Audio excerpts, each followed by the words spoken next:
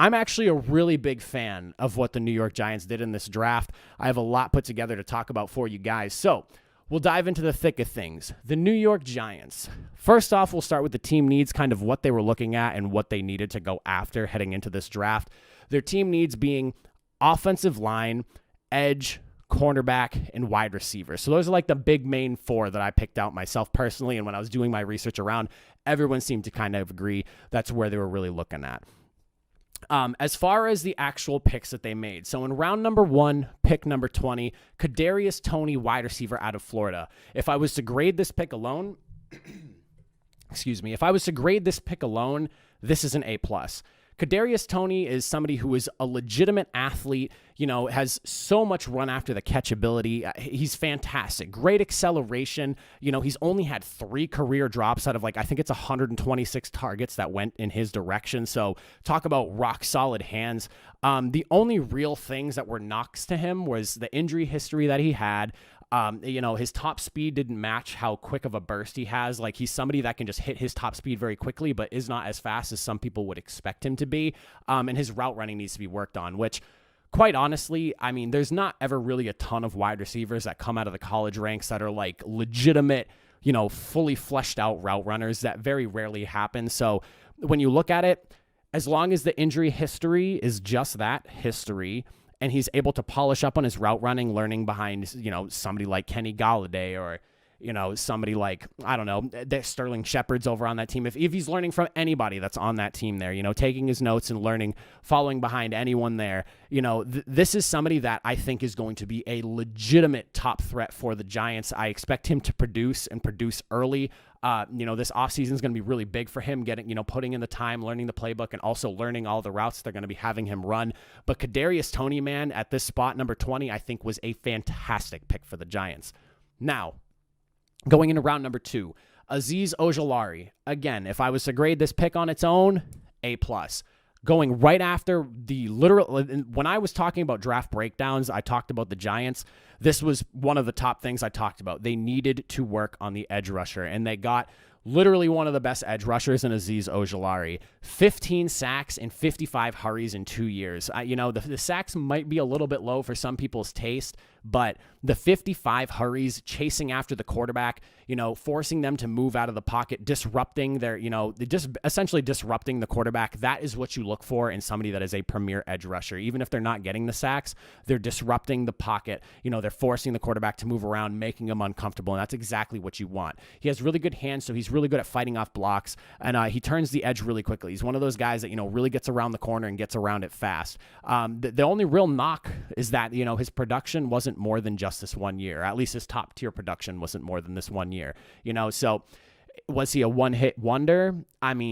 Obviously we won't find out until the season rolls through and he plays a year or two with his career, but based off of just production alone within his last season, and he still looked pretty good the year prior as well. He wasn't as good as he was this year, but he still looked pretty solid. This is, again, another fantastic pick, going after a need and getting a top-tier talent in the second round.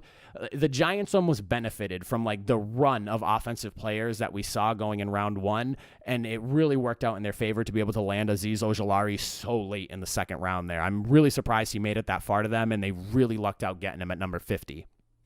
In round number 3, pick 71, they went after cornerback. Again, another team need. Cornerback from Central Florida. He's bigger. He can play the box, kind of like that safety box position that, is kind of morphed into a hybrid linebacker safety type role. He's really good at identifying routes. His play kind of fell off a little bit from 2020 compared to 2019, but he was still a very solid, talent going through the college season last year. The biggest knocks that were going up not in his favor were the fact that he faced very little NFL caliber talent, and then he has the size to play outside, but he was mainly playing the slot, and people are concerned as to why that was, whether it was more so just schematically they needed him in the slot or personnel wise, or it was the fact that he was just not really good outside of the slot. So that's something that remains to be seen. But again, going after team needs, I think it was a really good pick for them. Ellerson Smith, linebacker out of Northern Iowa in round number 4, pick number 116. This guy's massive. 6'6", 250 pounds. Quick off the snap. He's long. He fights through size disadvantages. Even when he's going up against some of those really big offensive linemen, he's one of those guys that's not just going to, lay down to anybody. He's fighting through every single play, and that's exactly what you want to see, especially from a bigger linebacker like that. You want to see that toughness. I guess one of the funny thing, I guess one of the biggest knocks against him was that his legs don't really fit his upper frame. His legs are a little bit thinner than some people would expect him to be for being so large. He was knocked down here and there, and the talent he faced could have made him look a little bit better than advertised just because of where he was playing. Some people were saying that the offensive linemen he was going up against were maybe not quite as good as some of the talent that are actually being drafted into the NFL. But overall, linebacker is one of the team needs I don't have listed on here because I didn't deem it as important, but was something that they did need to go after. I considered offensive line, edge, cornerback, and receiver probably a little bit higher up on that list, but linebacker was definitely a position they could work on. And I think that Ellerson Smith in the 4th round, a really good pick for them. Round number 6, at 196, they got Gary Brightwell, the running back out of Arizona. And then round number 6, pick 201, they got Rodarius Williams, cornerback out of Oklahoma State. These are their last 2 picks of the draft. Gary Brightwell, angry runner, big dude. He's 6'1", 218. He's explosive, not afraid to run somebody over, kind of brick wall style running back. He's going to run through somebody. He's a thumper.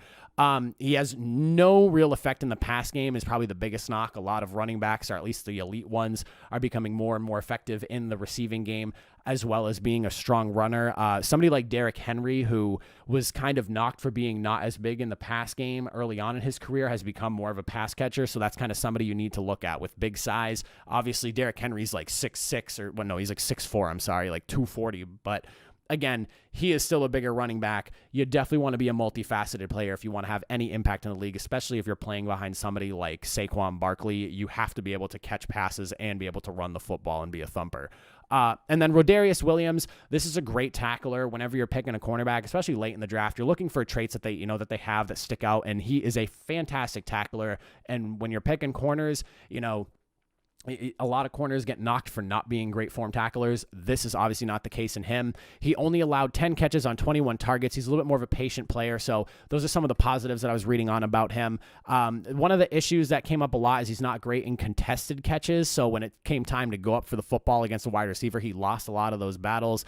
And his last interception was in 2018. So not like the ball hawking playmaker you'd want to see. He's more of like a finesse guy that kind of capitalizes on his athleticism. But outside of that, that's everyone that they drafted. As far as my actual grade, again, they did a really good job targeting team needs. They went after a couple cornerbacks. I really like the Aaron Robinson pick, Aziz Ojolari, and Kadarius Toney. Like their first 3 picks, just based off of like what I've seen and what I've read about them, home run hits. I think they're really, really good. And then like some of the later guys too, the Ellerson Smith pick, I think is a really good one. And the Rodarius Williams one, more of a project corner for them, but it does add depth. And you want good corners that can tackle. So you got one in that. I'm a big fan of the Rodarius Williams pick. That's a really good late round, kind of guy you're going to work on. He doesn't need to start right away. He can learn from some of the other corners that they have up there, the better elite talents. They have a Dory Jackson.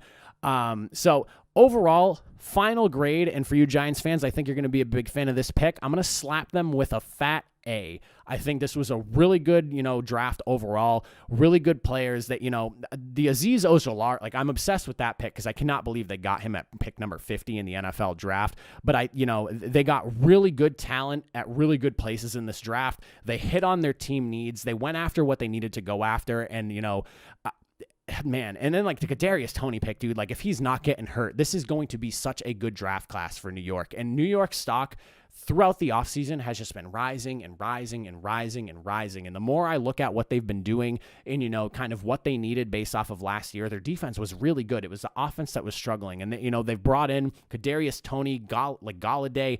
The Giants are looking like a legitimate threat to be the number 1 team in the NFC East. This is a team that, could very well be, 11-6, maybe 12-5, something like that. Obviously, with the extended season now, 17 games instead of 16. This is a team that could be a legitimate threat. I'm really excited to see how they go. But yeah, I'm going to hit them with an A, man. Really big, big props going out to New York. And I think they did a phenomenal job in this year's draft.